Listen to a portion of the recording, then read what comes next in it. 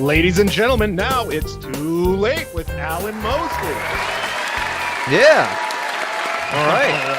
That's good energy. I like it. Yeah. Yeah. All right. Guys, welcome back to another episode. It's Too Late. I am your host, Alan Mosley, joined as always by the #1 producer in late night. It's Dave Willimowski. Dave! How are you doing? Weird.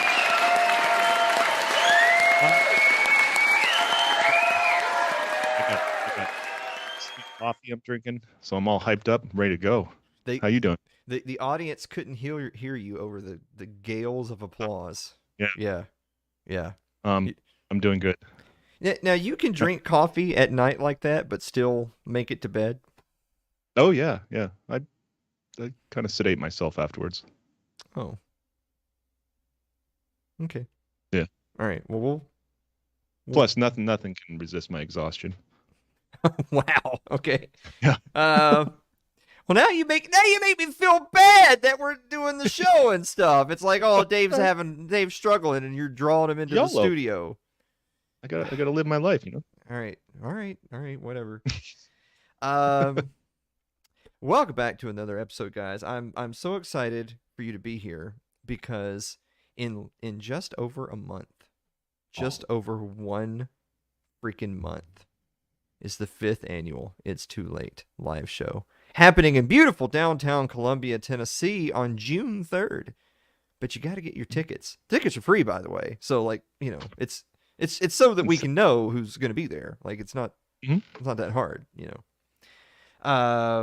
But you know, we gotta. Oh my God! Here, I think in 2 weeks. In 2 weeks, I have to actually pay.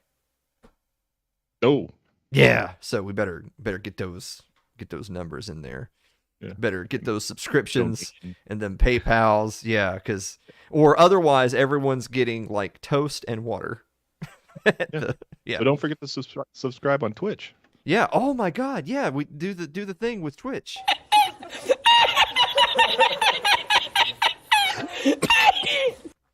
So anyway, that's June 3rd, and I really hope that you've got your accommodations by now, or you're gonna have to stay in the U-Haul. Yeah. Yeah. Yep.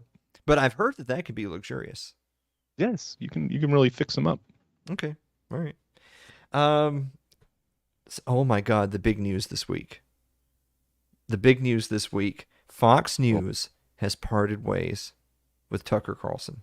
The number 1 host, by the way, in his time slot and in his genre. Do we have a picture of Tucker Carlson? Oh yeah, let me pull that up. Yeah, I think that's a different one. No, okay. Do we actually have a picture of Tucker Carlson? I know we got it here somewhere. Here we go. That's, I don't know. They all look closer. the same. Yeah. Oh, hey, Dave, come on now. I really just love that that's in there, by the way, because this isn't Fox's first rodeo with dumping a host who, at the time of their departure, was like leading the network. But Tucker, this is not fake news. He has parted ways with the network despite being worth so much to the company. We know that this is true because he's actually already updated his Twitter bio. You can see his Twitter bio right here, where he has scrubbed all mention of Fox News, but he did add fully vaccinated she/hers Ukraine. Wow. Yeah, I know, right? 6 million followers, by the way. Could you imagine? That'd be terrifying. See, I actually told people this right after it happened.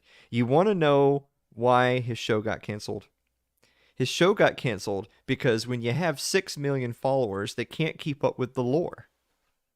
Yep.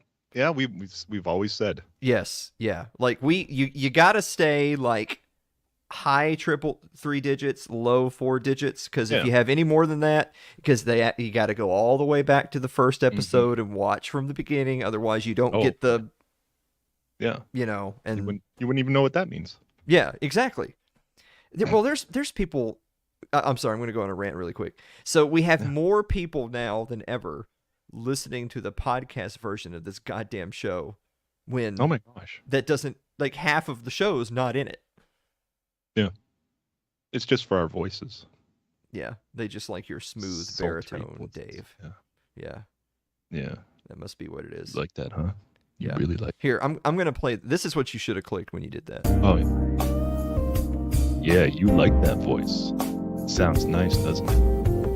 You want this voice tucking you into bed. Yeah.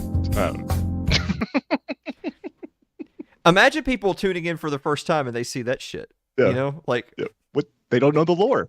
Yeah, you gotta go get up with lore. All right. So a quick question, just kind of asking the room: who are the winners and the losers of this whole fiasco?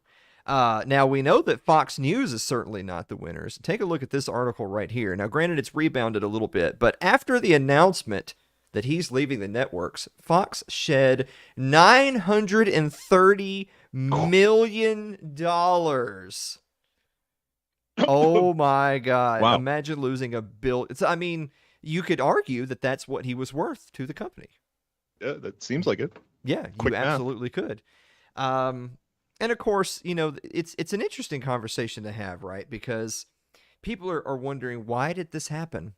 Why did this happen? Was it, of course, you have people on the left who are perfectly happy that Tucker's gone, who are saying, well, it's because he was a racist.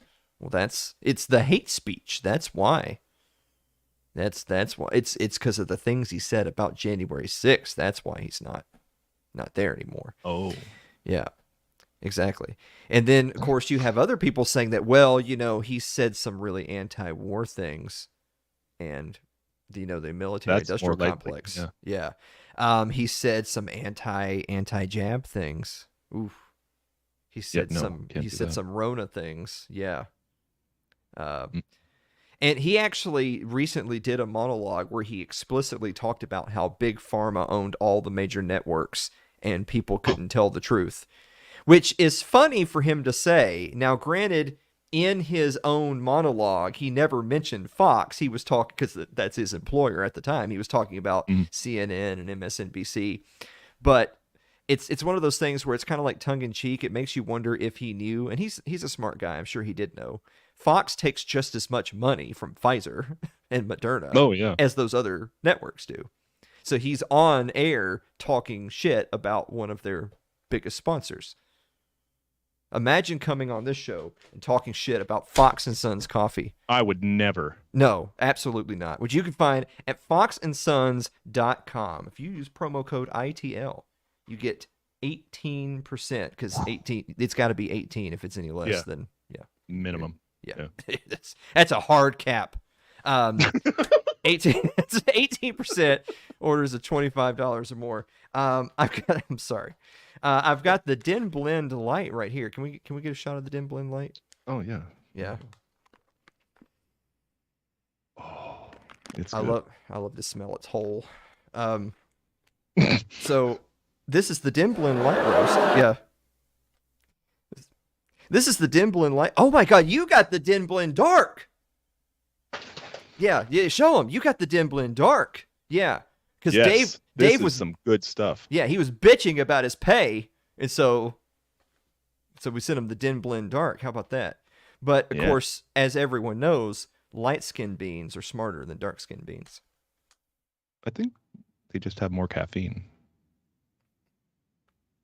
That's Fox & Sons coffee. Promo code ITL. All right. All right. That was cool. So $930 million in market cap shed after his departure from the network. Now, of course, as you can imagine, I'm sure Tucker is shedding some tears for his former employer.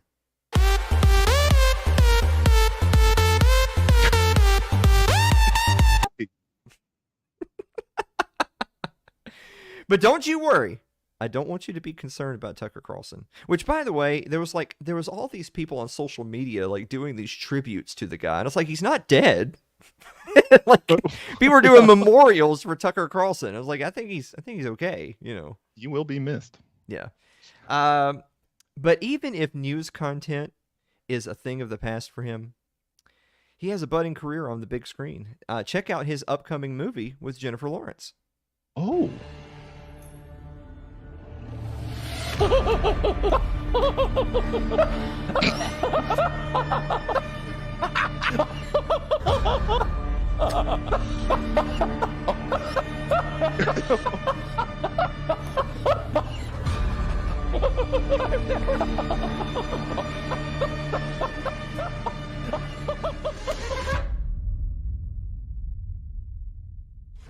So it's just, she says she has nightmares about us. That's what they're calling it now. Nightmares.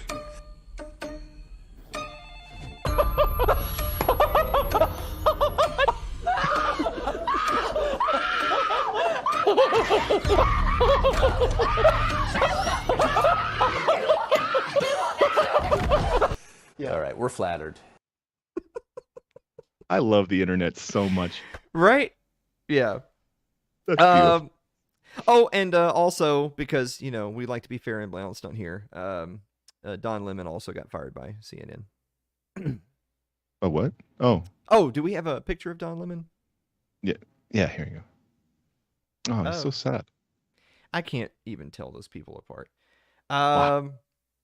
But a quick word of news. Right before we went on this evening, like 8 minutes before we started the show, the man himself, Tucker Carlson, actually released his first statement following the whole kerfuffle with Fox News. Here, take a look. Good evening, it's Tucker Carlson. One of the first things you realize when you step outside the noise for a few days is how many genuinely nice people there are in this country. Kind and decent people, people who really care about what's true, and a bunch of hilarious people also, a lot of those. It's got to be the majority of the population, even now. So that's heartening. The other thing you notice when you take a little time off is how unbelievably stupid most of the debates you see on television are. They're completely irrelevant. They mean nothing. In 5 years, we won't even remember that we had them. Trust me, as someone who's participated.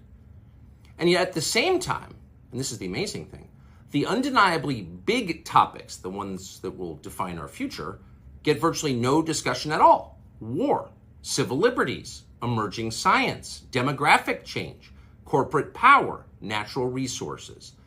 When was the last time you heard a legitimate debate about any of those issues? It's been a long time.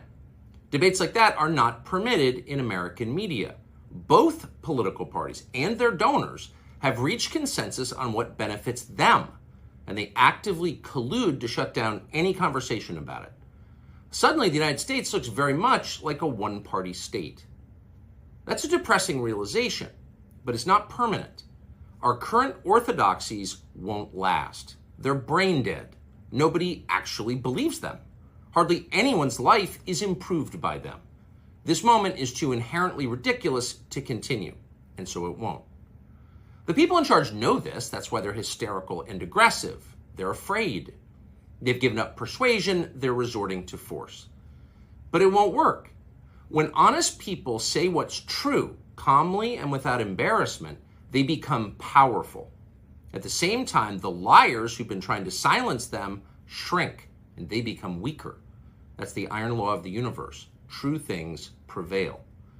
Where can you still find Americans saying true things? There aren't many places left, but there are some, and that's enough. As long as you can hear the words, there is hope. See you soon. Me, I don't know. That wasn't bad. I guess we'll see. I hope that the experience, like, he just decides to go scorched earth. That'd be neat. Yeah. We'll find out shortly. In the meantime, guys, we're going to be back with the meme of the week in the viewer mail right after this commercial break. Don't go away.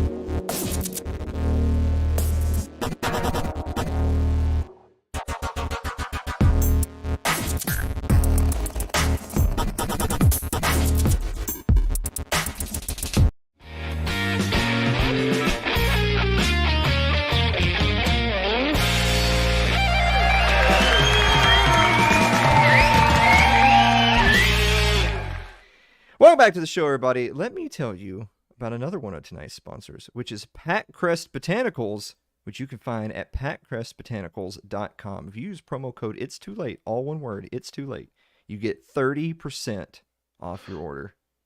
What the hell? Yeah, right? 30%. He's just giving it away. It's ridiculous. Yeah. How does he I actually have some of it here. This is the Ascend 3000. Can we get a shot of that? Yeah. Yeah, you have ascended. I see have. it. I'm enlightened. Yeah.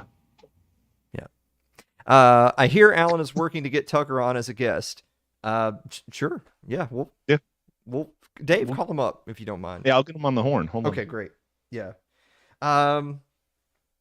I was going to do a whole big thing about the Ascend 3000, and it was going to be is going to be about how your dick doesn't work and it gets you hard. But we don't have time for that because we have a guest tonight. It's the interviews. Show. Yeah, it's going to be a good show. And and maybe the guests don't want us talking about hard dicks, like yeah, not right before they come on. Yeah. Right before they come on. Oh, damn it. All right. So anyway, that's Pat Crest Botanicals, promo code It's Too Late. Hey Dave. Yes, Alan. What time is it? Oh, it's time for meme of the week.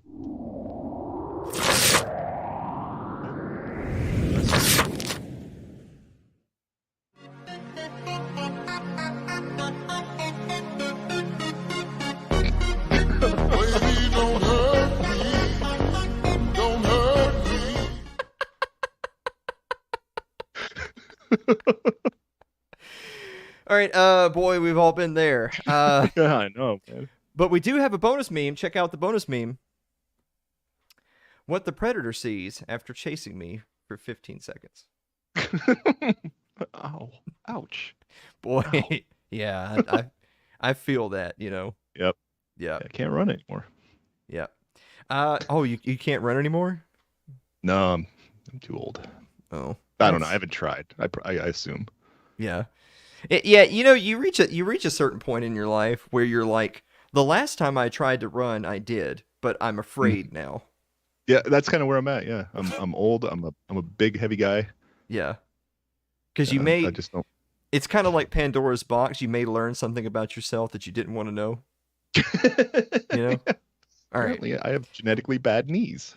Oh, okay. Well, No. And that note, we're running out of time for the segment, but we have all this viewer mail. Let's do it all then. Yeah, let's just go ahead and answer all the viewer mail.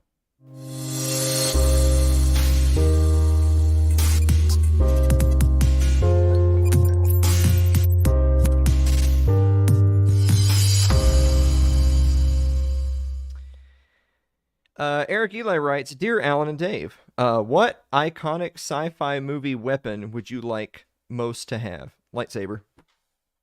Oh. I mean, come on. Did they have a Halo movie? Is there a Halo movie? Because I want one of those battle rifles. Yeah, but I mean, a battle rifle is just a rifle. Yeah, but it looks cooler. Okay, we'll get you a rifle and then put a bunch of terrible bling on it so that you'll feel like you'll feel like Master Chief. I want the little digital display. Let me know how many rounds I have left. Mm-hmm. That's gonna be Yeah.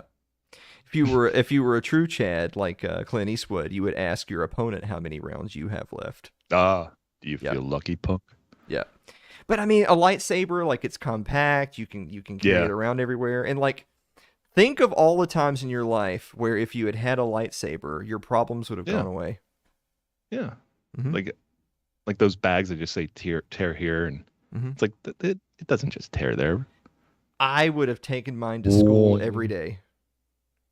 Oh, I don't think there's rules against that. Quentin Proud writes, Dear Alan and Dave, have you ever had shawarma? That's the I think it's Indian or Middle Eastern or something. It's like a giant cone of meat. It's basically Okay. Yeah, we have that place down the street, the Shawarma King. I don't know. Have you ever had one? Oh, no. You've never had one. Okay. My goodness, I'm scared. Yeah. Oh, wow. Yeah. So running, shawarma, yeah. I don't know. I feel like it's very akin to like going to a Renaissance festival and getting like the giant like leg of lamb or something, Yeah. It's basically the same thing, right? Except for they actually stack the meat on a stick as opposed to, ripping Is it just off. like a vertical gyro? That's how you say it, right? Gyro. What the hell did you just say to me? Gyro. I don't know. I don't speak shithole country. I have no idea what you're saying right now.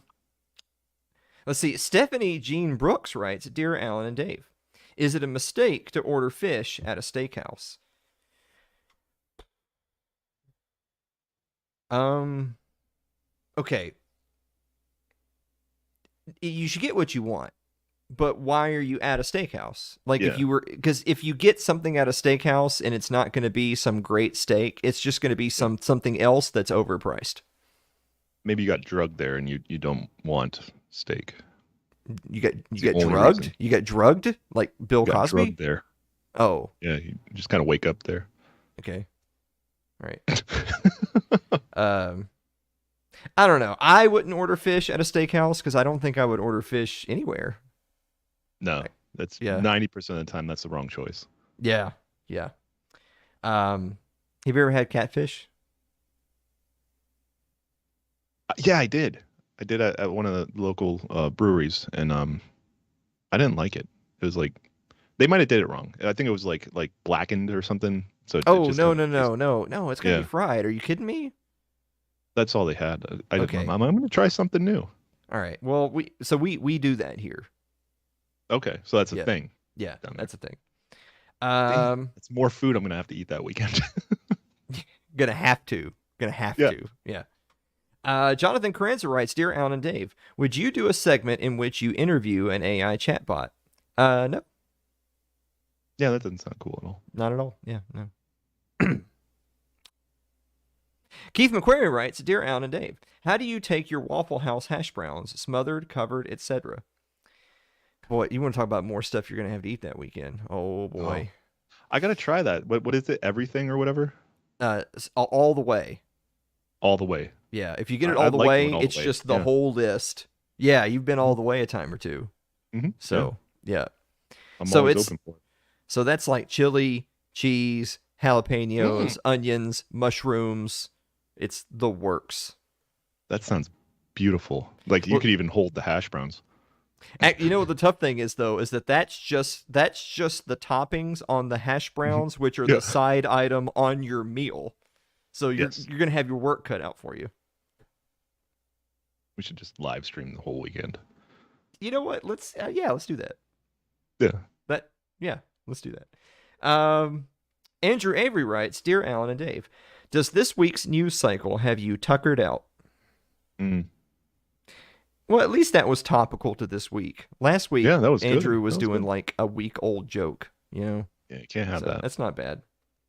You guys are all going to get to meet Andy, by the way, June 3rd. He's doing a full set, I hear. Yeah, we're going to have him on for, I think, an hour. Just have him. Yeah. Well, not a full set, I guess. He'll be up there on a stool with a mic and just a little book, and he'll just Yeah. read through them. Yeah.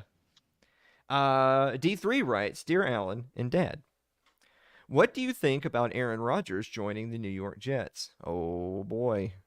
Ooh, I Yeah. don't. Yeah, so I mean the Bills lost to the Jets once last year, and that was without Aaron Rodgers. Oh no. No, that's a bad thing. Yeah, you're gonna play him twice now. So, Ugh. good luck with that. Oh well. You know, Yeah. Just you're not good enough, you're not good enough. my attitude is that like if you feel very confident that the one reason why you're losing the game is Aaron Rodgers, just hurt him. Oh yeah. Yeah. Always Like they- suddenly. Like think about it. Like you go in there and you just grab his face mask and you just twist backwards as hard as you can, and then you're gonna get ejected. But your team Yeah. can afford to lose you, right? But Oh, they can't afford to lose Aaron Rodgers. So I see Ryan saying Rodgers is all washed up. Ryan, Yeah, you see how 'cause he quickly he left. turned on him? You see Yeah. that? Just the dagger. Just anyway. Ryan, I hope I see you in a month. And finally, Mary Lynn Willimowski writes, Dear Alan and Dave, Uh-oh. did you ever make a simple decision and have it turn out to be completely life-changing? She actually puts in parentheses, Dave, you can't say marrying me or having kids, because apparently having kids and marrying her were a simple decision. No, that was a complex freaking decision. Yeah. Oh, Dave, shh, Dave. Oh, I mean, it was obvious. Yeah. All right. Simple decision, have it turn out to be completely life-changing. Ever have one of those? I assume so. Yeah. Yeah. I strongly suspect that is the case. Mm-hmm. And I know it's going to involve Mary. It's going to be something where I decided to go somewhere or say something or do something that, and here we are. Yeah. Well, yeah, but see, she's trying to say you can't do that. You can't cop out with just saying, "Oh, it's Mary," you know. Well, you know what? I'm gonna give you an answer. oh, okay. When I was a little Thank you. kid, so forgive me. I was a child. I didn't know any better. When I was a little kid, and my parents would go to, before Pancho's, it was La Hacienda. La Hacienda's not there anymore. Now it's Pancho's. They would always get me McDonald's because I didn't like it. And then finally one day, and it wasn't by anyone forcing me to. One day when I was like a teenager, I was like 16, I went there and I was like, fuck it, give me the chicken fajita nachos. And they were like, oh, Alan, that has peppers and onions. And I was like, I don't care, just I'll try it. Oh. And I gained 200 pounds. Yep. So then it's like, now, is this story a good story or a bad story? You know? Like, yeah. I mean, you expanded your horizons, but you also expanded your body. Yeah, I expanded, and my colon a time or two. Whoa. Yeah. All right, so guys, we're going to be back with our good friend Patrick Macfarlane of the show Vital Dissent right after this commercial break. Go away.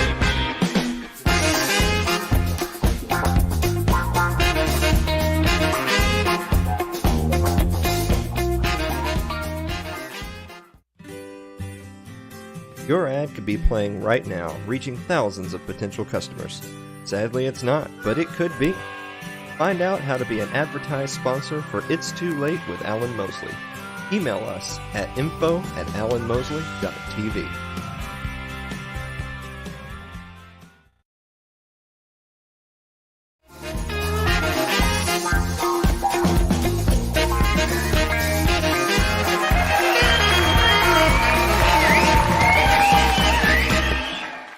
Welcome back to the show, everybody. Our guest this evening is making his 4th appearance? I don't know. I got to get a producer who looks shit up like that. But I'll tell you what he is he's the Justin Raimondo Fellow at the Libertarian Institute, as well as the host of the show Vital Dissent, which you can find episodes of the podcast, articles, and more at vitaldissent.com. Patrick Macfarlane, welcome back to the show. Hey, glad to be here with you again, Alan. I know we discussed this off air, but I got to tell you, thank you so much for actually giving enough of a damn to get dressed up for the show. Yeah, well, you caught me, you know this too, but you caught me right after a Zoom court appearance. So otherwise I was going to wear this crappy, I don't know, hoodie. Well, see, I was just telling you this. It bothers me how much of a Zoomer you are, that I'm telling you, you could take the music from the show Night Court and get like a few stooges to play the different parts. You need to have the bailiff bull in the background, but you could call it Zoom Court, and you could do a whole thing about the foibles of being a lawyer via the internet. Yeah, it's a fun time. I'm not a Zoomer though. I'm a millennial. I have to make that clear. My sister she's 97, and I think that's like one of the last cutoffs for being a millennial. As in born in the year 97. She's not 97 years old. I just want to verify that for the audience. All right. Yeah. So, well, it's been a while since we last chit-chatted. How's life? How's business? It's going good, man. It seems like there's this thing that happens in the law where everyone puts off taking out the garbage, hiring a lawyer, until after the holidays. And so ever since December turned to January, the phone's just been ringing off the hook. And actually it's emblematic of something that we're going to be talking about later in the show. Just that there's a lack of attorneys in rural areas. And so I got so much business that I got to turn people away, man. Now, that's very interesting, because I know, like, you think of different industries, like, shipping's going to be very busy around the holidays because it's Christmas and people are sending gifts and ordering things from Amazon and stuff like that. So there's different times of year. Everyone's taking their vacations in the summer. So you're telling me that there's a busy season for people needing lawyers. Yeah, especially in family law, because it's like, that Blink-182 song, Stay Together for the Kids. You want to stay together for the kids over the holidays, and then we can beat the crap out of each other, once the calendar turns and Christmas is over and New Year's is done. Now, something that I know I didn't give you a preview of, but I was kind of curious about is, so really quick, how long has it been now since you've struck out on your own? You are entrepreneur and lawyer, running the whole show from your home office. How long has it been now? December 21, I think it's been since. So yeah, right. So it's been what, a year and a half, something like that. Yeah, a year and a half. Yeah, lawyers don't have to do math, so it's understandable. Yeah, and I'm very glad for that. Yeah, no, hey, I'm a historian. I don't. What are numbers? But what I wanted to get at is so how it's not only how has that been, but maybe just talk a little bit about the challenges of running running your own firm, running your own office, because there's, obviously there's the law, there's what you are educated in and what you went to school for, and you took the bar, and that's your trade. But obviously there's the entrepreneurial side of it too, because you can't spend all your time on one or the other, because then the opposite would suffer. So how's that been going for you? It's been good. It's been a good balance. I mean, I have to credit Tyler Yonke and Meredith. I actually don't know Meredith's last name, but I think you're familiar with them, Alan. They are, libertarian attorneys. They're both family law attorneys in California.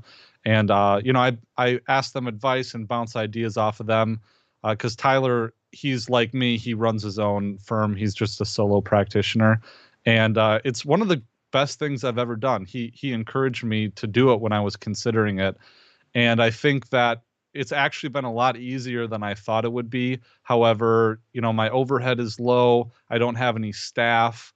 But it does come a problem when the secretarial work does cut into a large part of when I could be billing. So it's like, drafting letters, booking appointments, running the billing, doing that kind of thing. It's time consuming, but it's not incredibly difficult. And I think that I was just surprised by how easy things were. You got to dot your I's and cross your T's. And I got a tax person. And I think the most complicated part of it was figuring out the trust account rules for the state bar. Because when you take client money, it's not yours until you bill them for it. So I take the retainers and I put them in a trust account that's regulated. And I just have to make sure that the accounting lines up and the money is there, tracked in real time. And that's probably the most difficult part. But right now I'm at this weird crossroads where, I work out of my basement. This is actually my office here, my studio. I got filing cabinets here off screen. But the biggest part is I'm thinking about branching off and buy or renting some office space. And I think that would double my overhead, but I think the benefits will outweigh the cost. Well, business must be going good if that's even on the table. Kind of on a similar vein, it's, of course, it's current year as we're sitting here having this conversation. Are you seeing some advancements sort of in the field? Is technology making things better, or is it just making things different? How has that been affecting you? Because I know you already mentioned Zoom court, which I think if you went back 20 years and said, "Hey, I'm going to go to court via Zoom," people would say, "I'm sorry, what are you talking about?" So how has that been? I think that in a way, COVID really messed up the judicial system, and I think people are really still trying to catch up to it, because there were no jury trials for a year and a half in Wisconsin. Yeah. And we had one of the better Supreme Courts because they had overturned it and kind of pushed for the reopening. But in a way, it did kind of allow, at least during the time it allowed, and we're going to talk about this later too, but it allowed public defenders and criminal defense attorneys to be able to access those rural counties. But since then, courts have gotten better at allowing Zoom for certain, like, my appearance today was a 3-minute hearing where I just had to explain to the judge why my client missed court, and that was it. So I'm not going to drive 2 hours just to appear for that and then drive right back home again. Whereas before COVID, it was a bit more strict where they wouldn't really allow telephonic or Zoom appearances. Now it's become a lot more commonplace and flexible. However, for important hearings, there's constitutional rights that are involved as well, where litigants have a right to have the judge appear in person, or attorneys appear in person beside them. But it's also been the inverse too, where judges now, because in certain counties, there's only one judge. So if that judge conflicts out, then they have to call in a substitute judge from a different county, and that judge can sometimes do hearings by Zoom as well. So it's this weird inverse where you go to the courthouse, you're there in person with your client, opposing counsel is there with the state or with their client, and the judge is appearing by Zoom, and you're trying to, examine witnesses and deal with exhibits when the judge is just on a TV screen. So that's kind of strange, but it works, and I think it facilitates, access to justice a bit better. Well, let's just jump right into it because you've alluded to it a couple of times already. So the first one being that how the COVID lockdowns and what sort of threw this wrench in the whole judicial system, and you had actually made mention to me about an article and just an issue coming up where there was this constitutional crisis in the law, in the judicial system. So talk a little bit about that. And is this something that is very sudden, or is this something that's been building for a long time? Yeah, it's certainly been building for decades, even. And it's not just isolated to Wisconsin, where I practice, where I'm licensed. It's actually happening across the country. I talked about it in episode 233 of my show, so vitaldissent.com/233. But there was a lawsuit filed in Brown County in Wisconsin on behalf of criminal defendants who had been sitting in jail for a long time without counsel being appointed to their case. Now, it's not every single person who is waiting for an attorney that is sitting in jail. Most of them are out. They're on bond. But the ones who are sitting in jail, they can't meet bond because presumably their cash bond is set so high, or they're on like a PO hold, so their probation is being revoked and they're just sitting there waiting for an attorney. And I think the general rule of thumb, and it's been said in Wisconsin case law, that a person shouldn't be waiting longer than 40 days, 40 days for an attorney. And if you're waiting longer than 40 days, then that is due process denied to you, because justice delayed is justice denied. Don't quote me on the 40 days, but it's something like that. It's shorter than a month. And we have criminal defendants who have been sitting for months and months without counsel, waiting for someone. And the reason for this is that, the public defender's office is not fully funded and fully staffed. So that's a huge problem. This article that just came out that we alluded to in the Wisconsin Lawyer magazine, and I have it here, Criminal Justice Crisis, the Bill is Coming Due, talking essentially about how some of these problems are just decades long. So in Wisconsin, you have the public defender's office, right? And it can be a problem because the public defender's office can actually conflict out of cases. So if you have the same public defender's office can't be representing two co-defendants. So co-defendants would be people who are defendants on the same case. They might be like accomplices or something like that. And the public defender's office can't represent them both because that's an ethical conflict, except when certain circumstances apply. But for the purposes of what we're talking, they can't do that. So what do? Well, they need to farm out that representation to someone like me, who is a private attorney, who takes public defender appointments on contract. And that private public rate used to be $40 an hour for the longest time. It was recently increased to $70 an hour. Now, to everyone else who is sitting there, saying, well, $40 is a lot of money, $40 an hour. Well, for an attorney, a private attorney would probably bill out in this area, maybe $300 an hour or $350 an hour, or something like that. So in order for me to take private case or public defender cases, I have to accept less than half of what I would charge a private client. And you get reimbursed for mileage, but they only pay you $25 an hour for travel. And for private clients, you bill at your regular rate. So that's, I don't know, maybe 1/10 of what you would make in a private case. And, they reimburse your mileage at below what the federal rate is. They reimburse at 51 cents on the mile. And I think the federal rate is like 63 cents or something like that. So essentially what you're having is thousands, literally thousands of public defender defendants who are sitting a long period of time without counsel. And some of these people are sitting in custody. They're sitting either in jail or prison without an attorney, on certain, like you'd be sitting in prison on certain like post-conviction motions or revocations or something like that.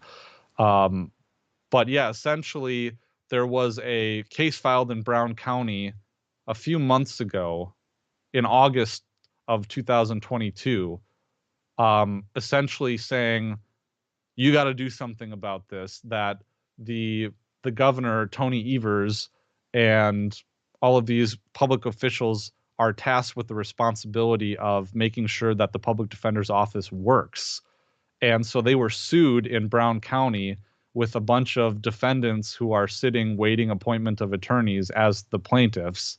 And the requested relief was literally to drop their charges and dismiss them, I think, with prejudice. I could be wrong on that, but dismissing the charges with prejudice would just mean that you have thousands, literally thousands of defendants walking free with their cases just erased.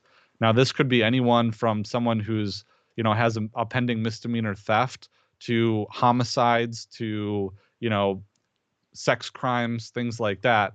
And I included a copy of the complaint in this lawsuit because the last 40 pages are literally just printouts of all the people who are sitting waiting for appointment of an attorney. And it's thousands. It's a 418-page complaint. And the last bit of it is just people. It's a spreadsheet of people who are sitting waiting for appointment.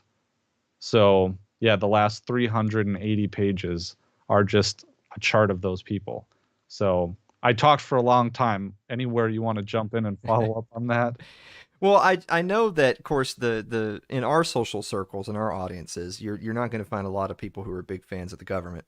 But in so much as we have a state, and I don't have a magic button to make it go away, we have a government, and it theoretically has few and defined powers and responsibilities.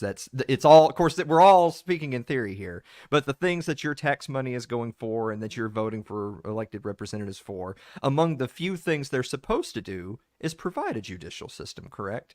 And so I can see where people would be frustrated when they say, oh, well, like take my home state, for instance. Nashville's getting ready to dole out $1 billion to build a new stadium for the Tennessee Titans, and yet I imagine if I scratch the surface, I bet I would find similar issues here as you're discussing there in Wisconsin. And so, needless to say, that raises some eyebrows. Is, well, where can we find the money for these pet projects, but we can't find the money to run basic services?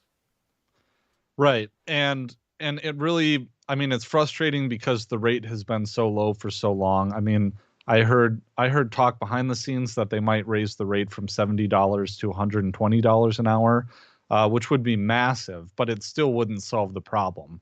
I mean, because the problem is just so deep and institutionalized, and with that massive number of defendants awaiting counsel, it's just ridiculous. But that's not the only place where the problem exists. On the other side, and you and I might cheer this on, Alan, the DA's offices are chronically understaffed. This article says that there's 52 open assistant district attorney positions throughout the county. And it really came to a head because in Dodge County, for a time, they literally had no prosecutors because all the staff prosecutors retired at the same time. And there's an article in here is that they kind of roughly knew what each person's plan was, but they came into a position where basically there were no prosecutors.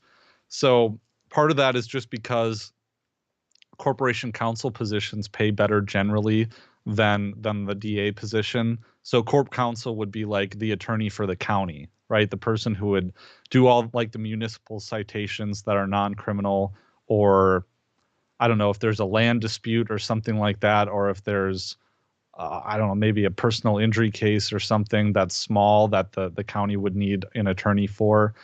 That's that position. And so you have the government, different branches of the government competing with each other to hire a limited resource of attorneys, and the DA's office just can't outcompete the counties, those county positions, basically. So what is the solution to that, right? If the DA's office is understaffed and they don't have as many resources, what do you think the solution to that would be? Well, you just don't charge so many crimes, right? Yeah, exactly. Well, I was just about to say that, it's because there is no solution, right? Because anytime you're talking about a complex issue, you can attack it from lots of different angles. And the whole time you've been talking, I've been thinking, well, I don't expect you to flip through all 400 pages of complaints on the lawsuit, but how many of those people awaiting representation are in for what you and I would classify as a victimless crime? Oh, lots. Yeah, lots of them. I mean, I'm just looking: possession with intent, fentanyl, conspiracy to deliver fentanyl. Let's see, OWI, right? Possession with intent to deliver fentanyl, possession of drug paraphernalia, THC. I mean, it's a large percentage of them. I'm just looking through right here, cursory glance. But yeah, it's a lot. Not only that, though, Alan, is that you have basically the deck of cards. Even though you don't have to prove you're innocent, the government has to prove the government has to prove their case. You don't have to prove your innocence. But the way that everything is stacked up against criminal defendants, it's like, okay, well, you get charged with something, you're gonna, 98% of the time, you're gonna end up pleading to a lesser offense. So the government isn't put to their burden of proof. And if they had to do that, well, then the system would fall apart, right? Because they can't have thousands of jury trials thousands upon thousands. They can't try every single case. The system would just fall apart. So when they're filing charges, the only way to really deal with them is to win at a jury trial, to get rid of the complaint, right? And so they're not often put to their burden of proof. So they just, it leads to creep. The incentive is to lead to creep, which is filing charges on cases that probably aren't provable beyond a reasonable doubt, but that 98% of the time you're just going to get a plea anyways. So what does it matter? So you just overcharge things. Well, that's kind of an interesting segue right there, because I know that there's a certain principle out there of, and particularly with the regulatory state, but with criminal law as well, which is if the punishment for something is a fine, then that's really only a law for the poor, because a rich will pay for it and not even think twice about it, particularly if it's not exponential.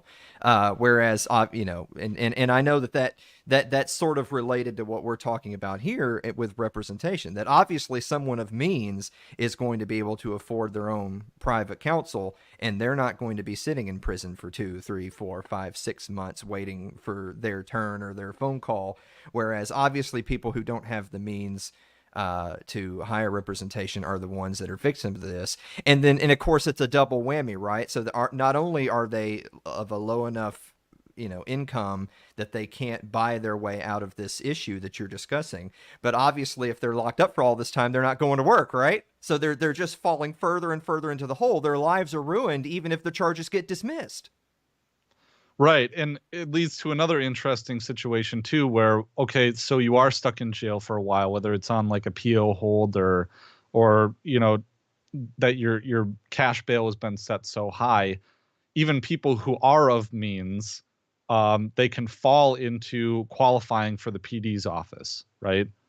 So it's an interesting situation where people who otherwise would not have qualified for the public defender's office all of a sudden now can, because they've been sitting in jail long enough to where they have lost their job. Now that income isn't coming in, so now it's a further burden upon the system.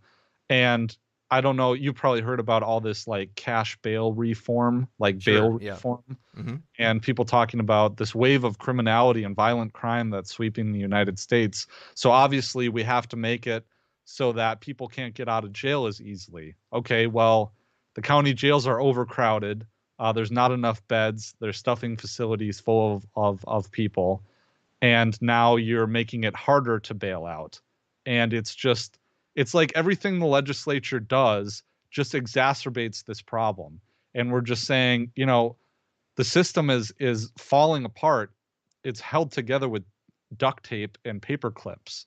And now you're further stressing that system. And this goes to, is that it's worse. I mean, it's bad in kind of like areas where you have mid-sized cities like Eau Claire, Wisconsin, or Wausau, Wisconsin, or I don't know, Rhinelander, Wisconsin. Rhinelander's a bit north and smaller, but places like Merrill, Wisconsin, or Ashland, Wisconsin. These more Iron County, Wisconsin, Forest County. These are areas where attorneys are not going there. Like attorneys out of law school are not going there because they want to stay in the Twin Cities or they want to stay in Madison or Milwaukee. Sure. And you don't have all the old guard, they're all retiring right now. And there's no people like me that are coming into these areas. And the thing is that there's money to be made in these areas. There's people who need lawyers in these areas. And just because of those things too, these demographic incentives, you're having less attorneys available and less access to justice. Well, that's certainly an interesting way to put it, is access to justice, which is a shame. So another thought that popped into my head, and I don't have the exact details written down because we're just sort of kind of going where the conversation leads us, is I think you might have seen some of the headlines that were revolving around recent cases where they're cases of inmates being abused, inmates passing away in jail. I think there was one recent case where an inmate had died in adverse temperatures. Another case where an inmate apparently had been sick and not received any type of medical care, and he died. And I think I remember, correct me if I'm wrong, I think I remember you making the comment of, well, where were their lawyers? Like, where were the people that were supposed to be advocating on their behalf, other than them just sitting in jail in perpetuity waiting for the justice system? That's part of the problem. I mean, I'm not one, the older I've got and the more experience that I've got and that I've gotten and been involved in cases, and sometimes you walk into it with a mind for conspiracy, is that, being who I am, looking at a complaint and thinking, oh, well, the cops are up to something nefarious here, if only I can find it. Or even that's happened in family law cases where my client has this theory of the case, and it's more like a conspiracy theory that there's something untoward happening here. And you get into a position where you're kind of high on your own supply. Then you walk into the courtroom and all the facts come out, and there's just a completely benign explanation for their conduct, whether it's the police or an opposing counsel, or an opposing party in a civil case. And I think I've found out more through losing cases that essentially you can't have this conspiratorial view all the time, but that doesn't mean that these things don't exist. So all that to say is that I'm not going to be here accusing other attorneys of nefarious acts or accusing them of laziness or anything like that. I think the real simplest explanation is just that they're too busy. They're overburdened. There's too many cases that they have to have control of. And also it's a two-way street too, where you rely on your clients to get in touch with you when they need something, because you can't keep checking every single plate all the time and make sure that it's spinning. Even though you should be doing that, at least from time to time. But I try to, if my client's in custody, I try to talk to them at least once every other week or something like that. There's also, they can write you a letter or they can call you. Now, of course, I put the maximum effort into making sure that all my clients are tended to. I have heard people in inmates say, well, I tried calling my attorney. He won't call me back. I've written him letters. I've done all these things. And in some case, you have to be a little skeptical of believing, exactly what they did, because of course it's not their fault, according to them. But these cases do exist where you need to be monitoring your clients. Like I had a client that was in a county jail who she had bed bugs, or there was lice going through. And I just made sure that I saw her. She was able to tell me that. I talked to jail staff and they said, yeah, we're doing everything we can. And eventually, it was taken care of. But if things were so bad, of course, I would have done something about it, and you have to do something about it. And something so egregious as there was this person, the story I was commenting on, where he had bed bugs and was stripped naked in his cell in isolation and died of, I don't know, was it dehydration or something like that? Yeah. That's something that you're as an attorney, you just have to know about. Now, I don't know if he was appointed counsel or not. I just don't know. Yeah. Well, we're running out of time here, but I'm going to challenge you to give us maybe your 1 minute answer to the question we raised a little bit ago. We already discussed the issue with victimless crimes, but I'm going to wave a magic wand. You're now the judicial czar. How do you fix the problem? Well, I think that you would have DA's offices be charging less. I would increase funding, which I know is a very unlibertarian thing to say, but if you're gonna, the court system is like a gorilla. You know, if you don't want to dance with the gorilla, it doesn't matter. The gorilla is going to dance with you whether you want to or not. So if the state is going to be doing these things, they have to be doing it effectively. So I would cut funding in a different area, some useless, I don't know, gender studies or sports ball or something like that, and increase the funding for the public defender's office. I don't know what I would do to fix the DA's office. I would just think you would have to have a mandate through the legislature that would encourage less litigation.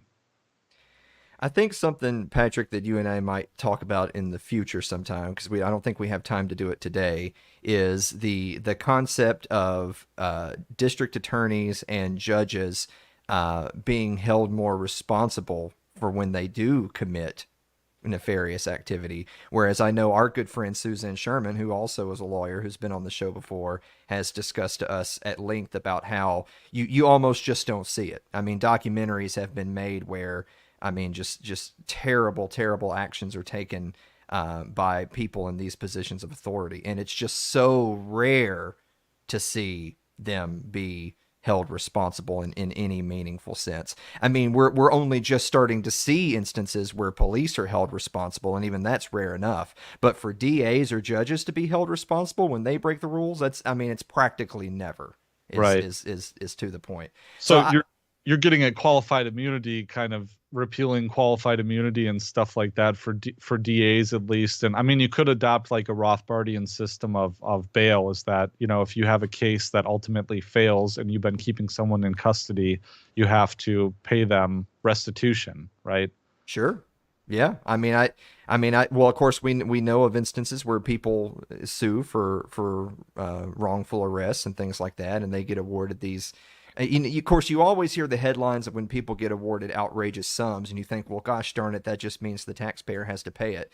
But unfortunately, there's plenty of people who don't make the headlines that didn't get anything, despite the fact that perhaps they were sitting in a cell for months and months and months and went into debt and lost their job and lost their house and so on and so forth. And then they wind up getting nothing but a pat on the back saying, all right, you're free. Good luck, you know. Right. Yeah. Well, it is. I don't know if it's a realistic solution as much as I like it, and I think it's principled. You know, I'm just trying to imagine how much your malpractice insurance would be if you could be held civilly liable for a bad prosecutorial decision. I guess you would have to just figure out what constitutes misconduct, because a failed case is a failed case. I mean, if you just can't meet your burden of proof, that doesn't mean it's malpractice. You know what Sure. I mean? Yeah. Well, Patrick, on that note, where can people go to follow more of your content and watch Vital Dissent? Yeah, head on over to vitaldissent.com, or you can find me at the Libertarian Institute, libertarianinstitute.org. All right, Patrick, you know the rules. We're going to get you out of here on this one. Are nachos, including lettuce, a salad? No. Oh, sorry. Unfortunately, no. Nachos mixed with all. I mean, you think you got your onions, you got your peppers, you got your lettuce. My friend, that's a salad. I suppose I can see. I'll allow it. All right, guys, we're going to be back to wrap up the show right after this commercial break. Don't go away.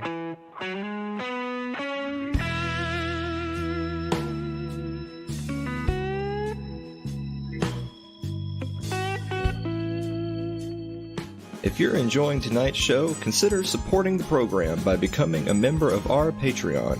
That's over at patreon.com/Alan Mosley.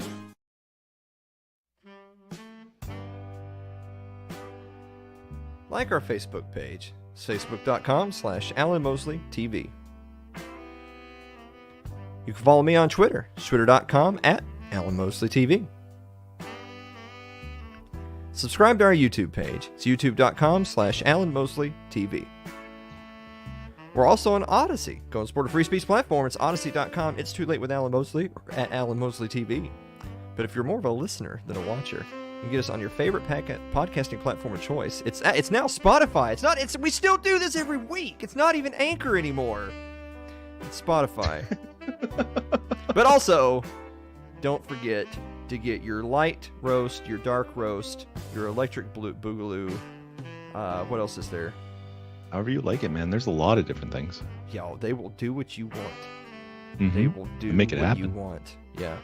It's ITL for orders of $25 or more at foxandsons.com. Dave, do you have a final thought? Honestly, at this point, I'm terrified. I feel like this was a perfect show.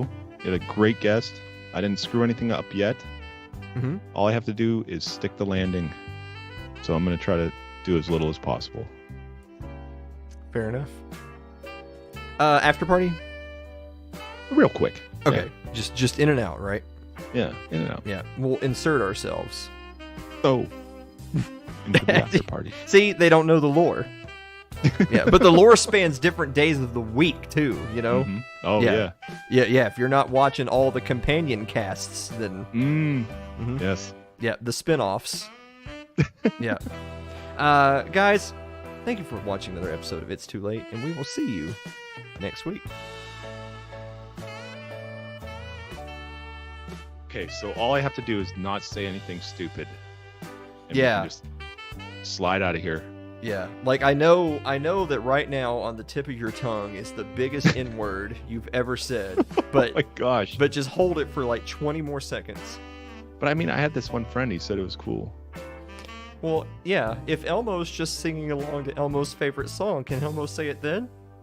You know? All right, Man, how I'll- about I'll- Patrick, though?